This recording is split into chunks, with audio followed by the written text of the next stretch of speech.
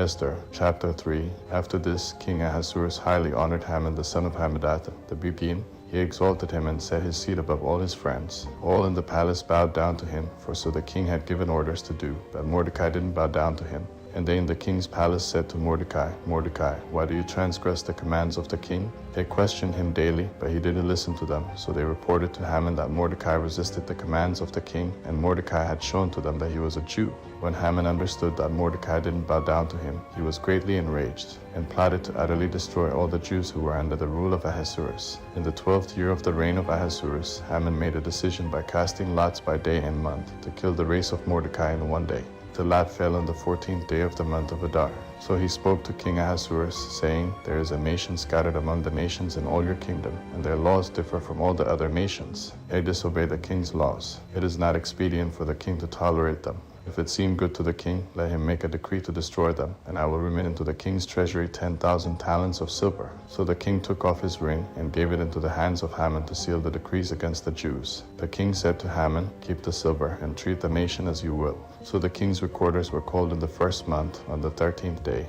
And they wrote as Haman commanded to the captains and governors in every province, from India even to Ethiopia, to 127 provinces, and to the rulers of the nations according to their languages, in the name of King Ahasuerus. The message was sent by couriers throughout the kingdom of Ahasuerus to utterly destroy the race of the Jews on the first day of the 12th month, which is Adar, and to plunder their goods. The following is the copy of the letter. From the great King Ahasuerus to the rulers and the governors under them of 127 provinces, from India even to Ethiopia, who hold authority under him, ruling over many nations and having obtained dominion over the whole world, I was determined to make the lives of my subjects continually tranquil, desiring both to maintain the kingdom quiet and orderly to its utmost limits, and to restore the peace desired by all men. When I had asked my counselors how this should be brought to pass, Haman, who excels in soundness of judgment among us, and has been manifestly well inclined without wavering and with unshaken fidelity, and had obtained the second post in the kingdom, informed us that a certain ill-disposed people is scattered among all the tribes throughout the world, opposed in their law to every other nation, and continually neglecting the commands of the king, so that the united government blamelessly administered by us is not quietly established.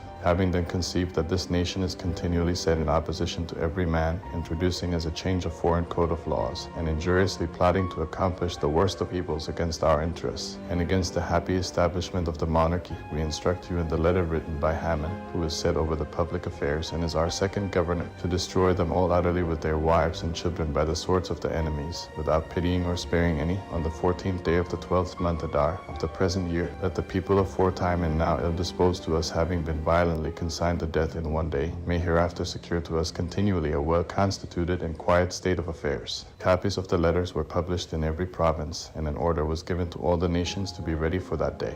This business was hastened also in Susa. The king and Haman began to drink, but the city was confused,